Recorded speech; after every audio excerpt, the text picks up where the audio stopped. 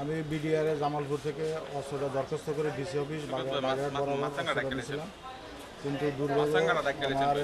ওরা 4 তারিখ বোধ এই মাসে ফোন করছে, কী মারফত জানি না, যে আপনি ঢাকায় আসেন,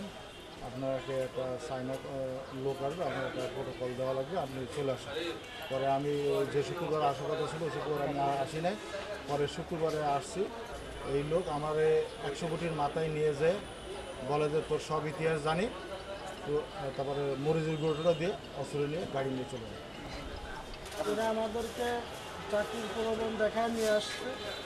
আসার পরে এরা আমাদেরকে ভিতরে গাড়িতে উঠায় ভিতরে নিয়ে যায়, আমাদের 2 হাত চাপে ধরে চোখে মুখে মরিচের গোড়া দিয়ে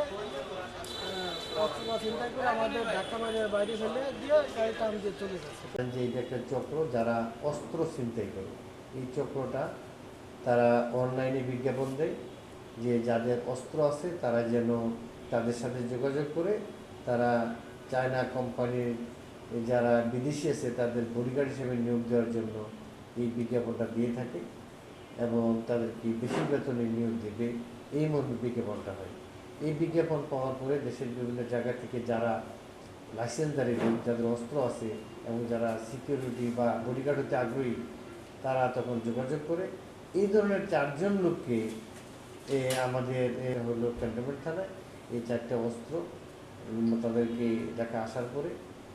গাড়িতে করে অপহরণ করে অস্ত্রটা লুট করে নিয়ে যায় এবং তাদেরকে আমাদের রূপগঞ্জ থানা এলাকায় রেখে যায়। তাদেরকে জিজ্ঞাসাবাদে তারা বলেছে যে তারা পূর্বে ওই ধরনের কাজ করেছে এবং বিভিন্ন এই জলদস্যুদের কাছে, বিশেষ করে সুন্দরবনের জলদস্যুদের কাছে তারা অস্ত্র বিক্রি করেছে।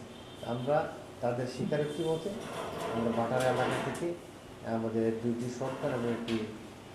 এয়ার গান সহ 8টি সহযোগিতা উদ্ধার করি এবং সেখানে গাড়ির ভুয়া নাম্বার প্লেট আছে, কারণ তারা এই নাম্বার প্লেট দিয়ে বিভিন্ন সময় তারা গাড়ি মাইক্রোওয়েভ ব্যবহার করে যাতে না গাড়িটা চেনা না যায় এবং তারা সেখানে